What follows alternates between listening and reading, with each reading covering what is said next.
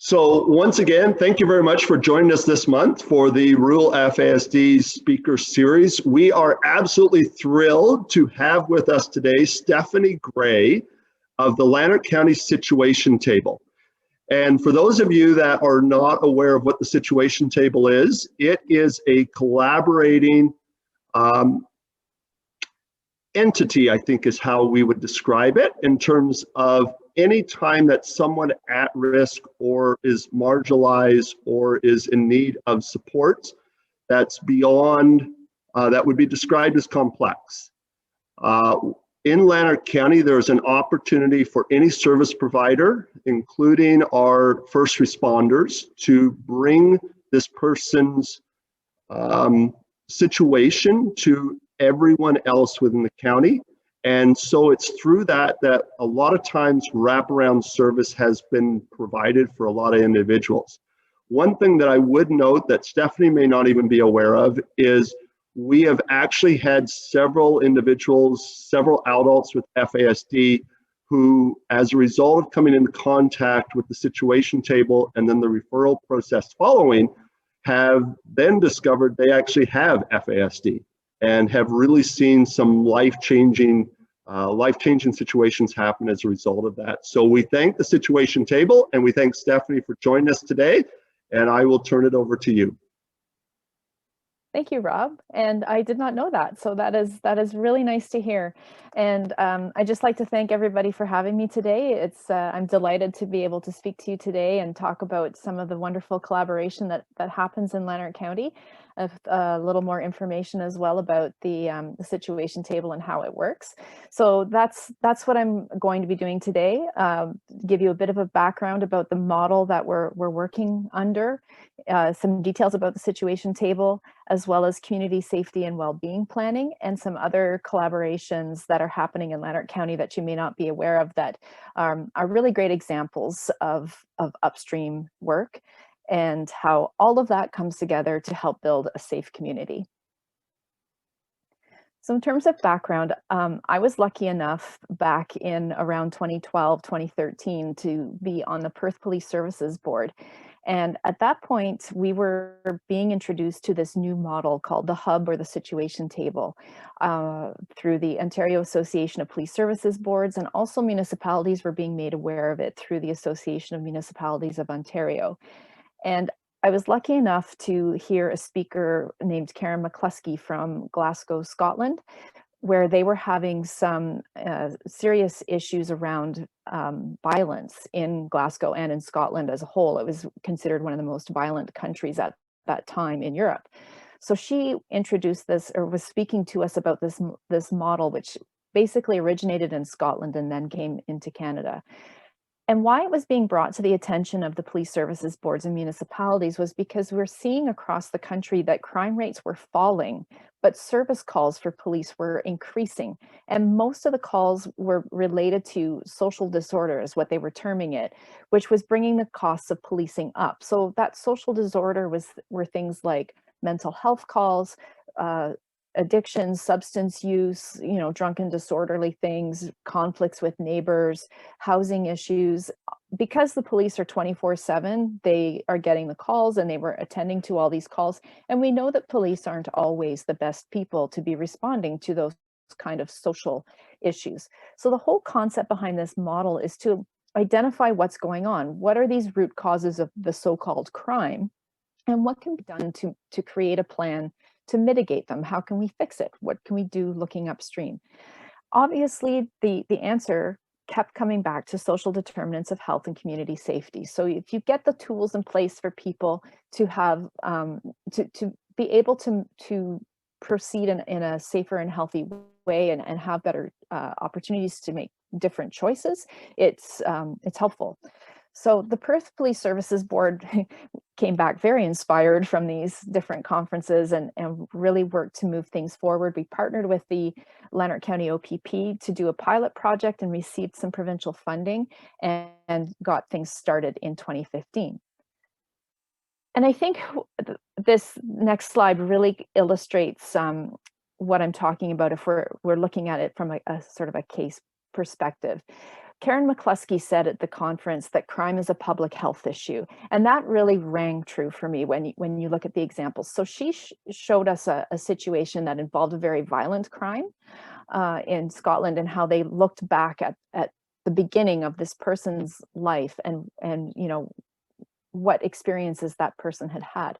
So I wanted to try to apply that same sort of concept to an angle that might, you know, super violent crime is not really an issue in our community so much, but there's lots of other things that are. So if we take a look at the example of this individual who's 20 years old, he's convicted and sent to prison on a second-degree murder charge after a botched drug deal. What can we do to look back and see, you know, how did we get here? So Jimmy was born in 1995. His mom was single and a teenager. She was 17. He started school in 2000. Mom kept showing up drunk at work and was fired because she was repeating this behavior over and over. Consequently, the family had to move several times in 1 year because they couldn't pay the rent. So Jimmy had to change schools a couple of times. Then Mom got a new boyfriend. He was a little bit unsavory, unemployed, criminal record for drugs and assault. And sure enough, Mom ends up going to the hospital, has a broken arm, says she fell. Meanwhile, the teachers are noticing changes in Jimmy's behavior at school. He's falling asleep in class, and at lunchtime, he doesn't have a whole lot of food. He ends up being charged in 2010 under the Youth Criminal Justice Act. He's caught stealing a neighbor's iPod. And then he shows up at the hospital and he's treated for alcohol poisoning. When the police take Jimmy home, they see that Mom seems to be depressed and looks like there's evidence of hoarding in the house. Jimmy quits school, he leaves home, and he's homeless, he's couch surfing. Then he gets involved with an unsavory group of folks who, and he ends up charged with possession of a narcotic and carrying a concealed weapon, which ultimately leads to the crime that sends him to prison. So if you look at this timeline, where do you start and how do you fix something like this? Well, the answer is anywhere, like any of those points where there's a contact, a significant contact with an agency or the police could be a point where there's the possibility of an intervention. But ideally, you want to start right at the beginning with Jimmy's mom and the situation that she's in, where she's 17 and single, and what supports can you provide for her so that she's in a better position to move forward as a mom of this child. And that's what we're trying to do. And fortunately, we're so fortunate we have agencies who are already doing so many great things. Collaborating only makes it better. So that was kind of the model that this project for the Lanark County Situation Table was building off of. The overall aim is to proactively address the root causes of crime by identifying risk factors prevalent in our community, and then to build a plan to mitigate them. So part of that is the community safety and well-being plan, which I'm going to speak to. But the other piece is the situation table itself, which is the direct collaboration with frontline agencies. That also applies to the community safety plan. And the situation table is in a position to provide immediate help to people who are defined as being at acutely elevated risk of harm. So what happens is we have a core group of frontline agencies who come together from a variety of different sectors. We've got school boards there, like special services folks, mental health agencies, addictions, social services is there. Housing is a huge thing right now at our table. It's coming up all the time as a major risk factor. We have reps from justice, probation is actively involved, the police are there, and then we have victim services, Interval House, and the Victim Services Agency itself. All of these folks are direct service providers and have the capacity to do the actual casework.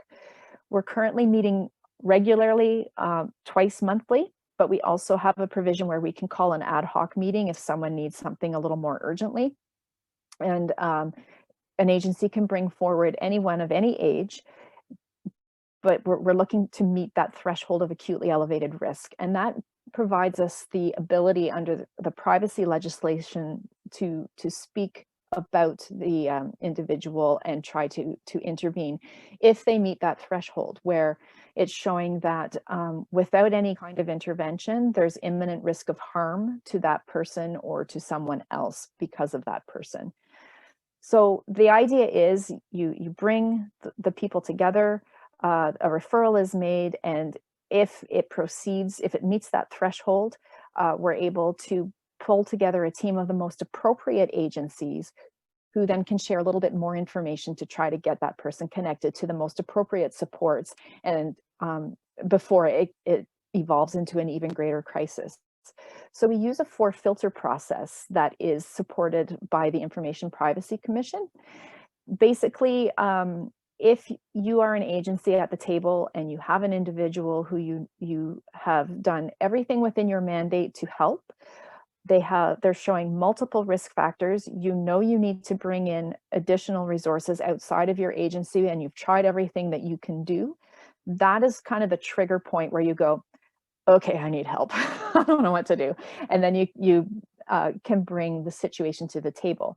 Filter 2 is where you provide de-identified, privacy protected information, enough to give people an idea of what the risk factors are and who should be involved and what, where this person is heading in terms of crisis. If at that point we say, yep, that's acutely elevated risk, we're going to proceed. The 3rd filter is deciding which agencies should be involved. And then the 4th filter is the actual intervention piece, where those particular agencies come together, have a little more discussion about what's going on and what is needed, and then move forward. Often, but that's the wraparound piece. So often it's, well, in the past anyway, it's involved an actual door knock, but we're being a little more creative these days with COVID. But there's that's where the actual contact with the individuals would happen.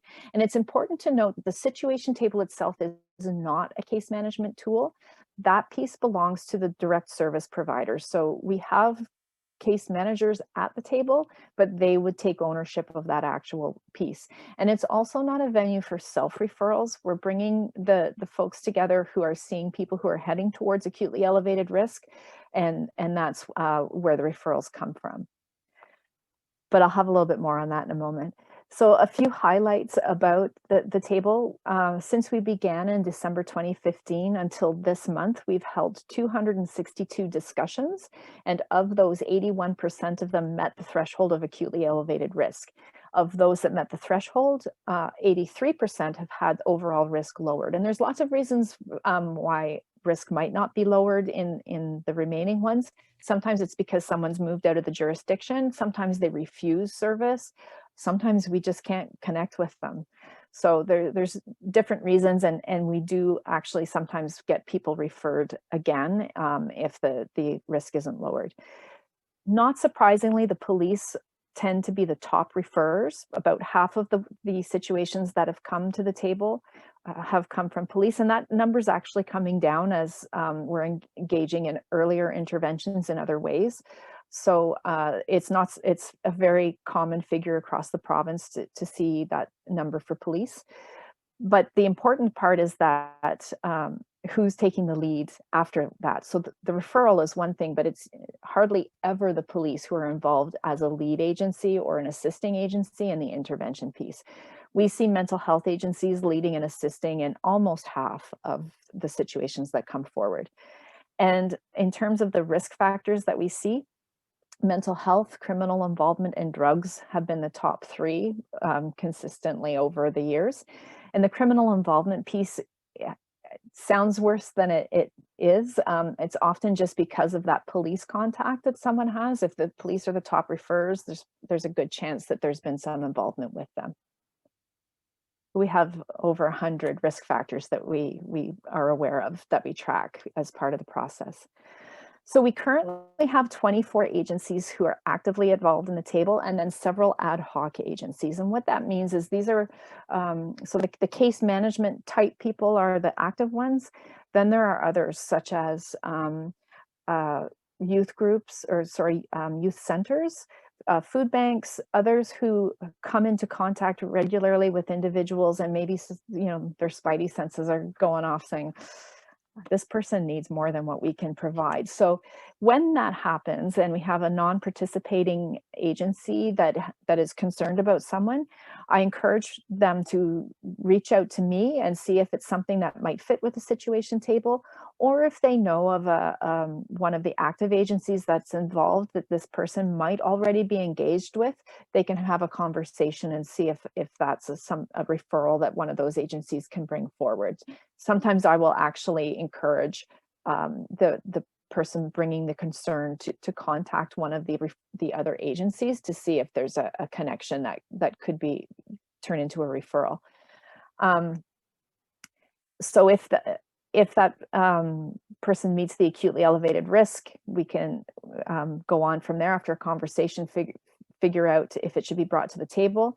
And then the ad hoc agency or the non-participating agency might be invited to come to the meeting to provide a little bit of information to the agencies that get involved in an intervention, or they might be asked to participate in the intervention itself if they've already got a connection, or if their services are suited and relevant to providing the supports that that person needs, but they just need a little bit of extra support from the other agencies.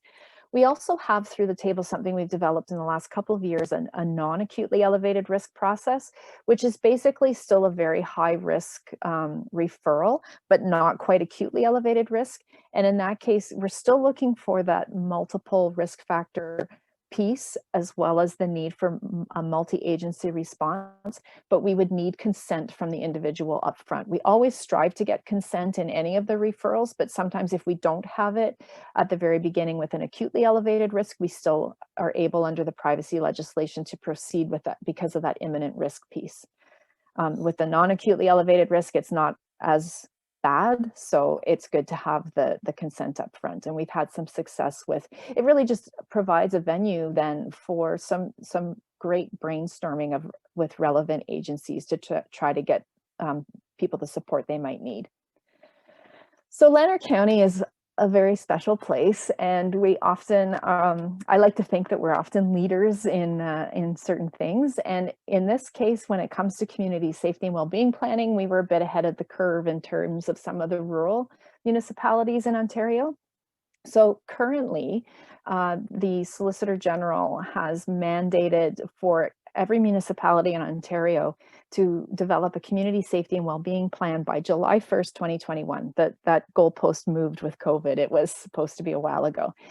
But we were way ahead of that, because when we first got the funding in 2015 for this project, we were already looking at frameworks that the province was putting out there with this community safety model, and this planning was one of the pieces. They hadn't legislated it yet, but we were like, yeah, that's cool, let's do that. So we did. We undertook it as a community-driven regional plan, started it before we were told we had to.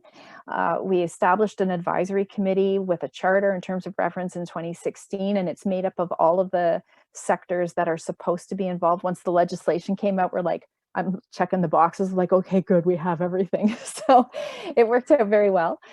We did all the research and the planning and the consultations over 2016 and 2017. And one of the really important parts of community safety and well-being planning is to not reinvent any wheels. One of the biggest pieces is to look at the community assets that you already have and build on that work from there. So it's a really good, positive process that shows this is what we have, this is what we're seeing as gaps, and here's how we're proposing to fix them. So we had our plan approved by the steering committee in 2018, and then it started going through, we actually kind of had to backtrack then, because normally we would get approvals up front to go forward with the community safety plan under the legislation, but the legislation didn't exist. So we backtracked and said, hey, we had this cool plan, do you want to approve it? And we have approvals from 8 municipalities at this point who can, and the plan's been submitted to the ministry way ahead of time, which is nice. This is just a listing of our advisory committee for the community safety and well-being plan, and you can see the different sectors that are represented there, from some of our justice and emergency responders, community agencies, including youth, healthcare, the whole gamut of, from physical to mental to addiction services. We've got social services and the housing piece represented. Domestic violence and victim services is there. The Upper Canada School Board is representing for the education sector, bearing in mind that we widely consulted with others as well. We have an Indigenous representative who's actually one of our co-chairs, along with Inspector Karuna Padiachi from the OPP. And we have representation from local government, one from Lanark County Council and one from the separated town of Smiths Falls. We identified 12 priority risk areas as part of our consultation process. We've given background and identified the assets associated in all of those areas and looked at specific issues and background for those. And we've tried to develop actions in each of those risk areas in terms of social development, prevention, risk intervention, and emergency response. And that goes to this chart, and this chart follows me around everywhere I go, the little bullseye chart. Basically, when you're doing the community safety planning piece, you want to focus on those green and blue zones, because the social programs set everybody up with the tools that they need to be successful under the social determinants of health. The prevention piece takes it, it's like, okay, it's not working just quite perfectly, so you get your prevention pieces in there. Intervention is represented by tools like the situation table, and the whole thing is to try to avoid that red zone of emergency response, to try to minimize the need for emergency response because you have a healthy and safe community. So we've developed outcomes and measurables for all of those priority risk areas, and this document continues to evolve. COVID has raised our attention on a number of things, so it's a living document. Although we have targets, we're tracking stuff as we go where there's changes. And this is in no particular order, although mental health and substance use are pretty prevalent. These are the priority risk areas that were identified, and you can see how they do coincide with the social determinants of health in multiple areas. There's also a lot of overlap between sections in several areas, where obviously mental health and substance use tie into sometimes a lack of housing and other health and well-being factors. So we do see a lot of overlap in the different sections. So we did all that, and then we were like, okay, what else can we do? Because this is fun. How else can we collaborate? And actually, this cartoon cracks me up because I found it like way pre-COVID, but now it just looks like a regular office setting, right? It doesn't have as much to do with silos as it does with just public health. But anyway, you get the idea. So some other community collaboratives have emerged as we've been able to look at some of the different risk factors that were out there and try to do some upstream work and identify things ahead of time. There were some projects that got going where we were able to secure some funding for different things. One of those is the Mobile Crisis Response Team, which is a partnership between the Lanark County OPP and Lanark County Mental Health. And this sees a mental health nurse embedded at the detachment. It's been up and running since 2018. We had some funding, initially a 2-year pilot project funding, and then there has been some more funding. The province has been really grabbing hold of that, and you're seeing more of these teams being set up across the province, which is great. And FASD had a big role in raising some awareness about that provincially as well, which is awesome. The Lanark County Child and Youth Advocacy Center has some federal funding. It's being led by Open Doors for Lanark Children and Youth and opened up in 2019. It brings multiple partners together as a wraparound to support victims and witnesses to sexual and physical abuse, child victims and witnesses, I should say, or other serious crimes. And the whole intention is to try to minimize the trauma associated with this by doing that wraparound piece and really focusing things so that a child doesn't have to repeat the same story to 6 different partners. But so we've got Children's Aid at the table, the police partners, victim services, mental health, and then there's some other partners who are part of the project to move forward with it. And then the other one that's fairly recent is the Victim Advocate. So this is a part of a project called Collaborative Approaches to Survivor Engagement. It's a partnership with Lanark County OPP and Lanark County Interval House and Community Support that started in 2019.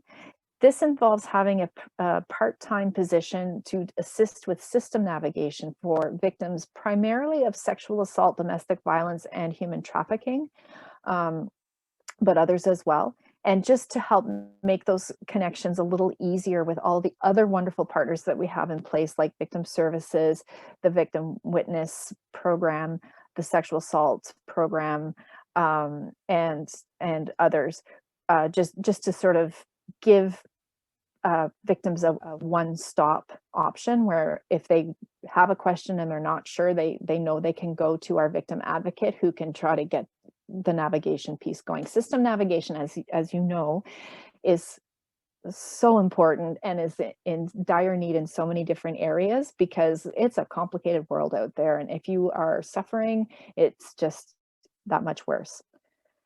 So I'm a little biased, but I think all this is pretty awesome. And we've had some really nice success stories. One of the things from the situation table that is interesting is that of all of those police referrals that come to the table, we've been able to do some tracking of those just to see what the impact is. And we found that, so the OPP have been able to look at anyone who they have referred. They've looked at the number of calls for service that that individual would have had prior to a referral to the situation table for a year, and then a year afterwards. And overwhelmingly, like, the overall story is that those calls for service go down. So as soon as that person is connected with the supports that are most appropriate, more appropriate than calling the police and having the police show up, it makes a difference. So this is a success. And of course, it does vary for individuals, because some folks are way more complex than others. But overall, we're seeing a really great success there. We've also been able to, so the situation table, we primarily deal with referrals that are either for individuals or for families, but we do have other categories of referrals that we can do, such as dwelling, environmental. So if there's a complex problem that's more than just a person or a family, it might fall into some of these other categories. So we did a dwelling referral a few years ago, which involved a social housing complex where there was a whole lot of bad stuff going on. Police were being constantly called. There was substantial drug use. It was unsafe. There were needles around. People were not getting along. There were neighbor disputes, and everyone was hostile.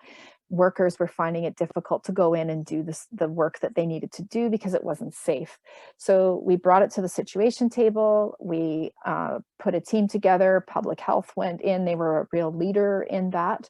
And then, got some counseling in place for people, made it safer for workers to go in, opened up lines of communication amongst the people who lived there. And it ended off with, it was so much better that the police hosted a community barbecue at the dwelling. And it was really nice. So that was a great example of bringing a team together to look at a larger scale issue. And we've had some other ones that have come up that have been a bit different, where we've been able to really open up networking and communication. So these are examples of engagement and to look more upstream. We already have those assets in the community. It's just a matter of pulling them together. And in terms of increased networking, in some ways I sort of cringe when I pick up the phone and someone says, I have an idea, what if? Because it's like, oh, but often it's like the best thing, right? So someone comes up with an idea and it's like, yeah, it's a little more work, but hey, this is great because it's gonna make change. So it helps to just keep looking at the big picture and moving forward to try to make things better. So overall, this all translates into collaborating to make a safer community. And we've seen the benefits of this collaborative service delivery. We see more easily where there are gaps, and then we're able to pull the right people together to try to fix them. Communication and efficiency, knowing what everyone else is doing, is so huge. I think one of the biggest benefits of the situation table, aside from helping people who are at risk of harm, is the communication that has opened up between the people around the table. Every once in a while, someone will just say, well, have you tried such and such a program? And people won't have known that it even exists. And it's life-changing, right? It's like, that's a thing, really? So that kind of communication has opened so many doors and has made it so much better. And it actually helps to prevent referrals from even coming to the table, because if somebody knows that something exists and it reduces the risk up front, they don't need to be referred to the table. So we're putting ourselves out of business, which is totally fine. So keep looking upstream at that big picture, keep harnessing individuals and groups and engaging with others to make change. And the key concept is you can't do it alone. And I've got that little stream picture there to demonstrate. You probably all heard the story of plucking the drowning people out of the river and then going, why are all these people drowning in the river? And then you look upstream and you see that the bridge is broken and people are falling in the river. So you need to go upstream and fix the bridge. So that's exactly what we're talking about here. And the more we work together, the more we see and the better it becomes. So that's basically my presentation. And so on this slide is a link to the Lanark County and Smiths Falls Community Safety and Wellbeing Plan. If you're interested in having a look, I call it the beast. It's kind of huge. It has a lot of moving parts, and the next iteration will probably be a little different, but it does have some really great stuff in there. And my contact information is there as well if anybody wants to follow up and find out a little bit more about these models. Once again, we thank our audience for joining us here today, and we hope that you learned something new. And once again, if you're wanting more information, you can see her right on your screen there. Stephanie can be reached at lanarkcst@gmail.com. You can also call her at 613-812-3778. Thank you very much for joining us here today, Stephanie. You're very welcome. Thank you so much for having me.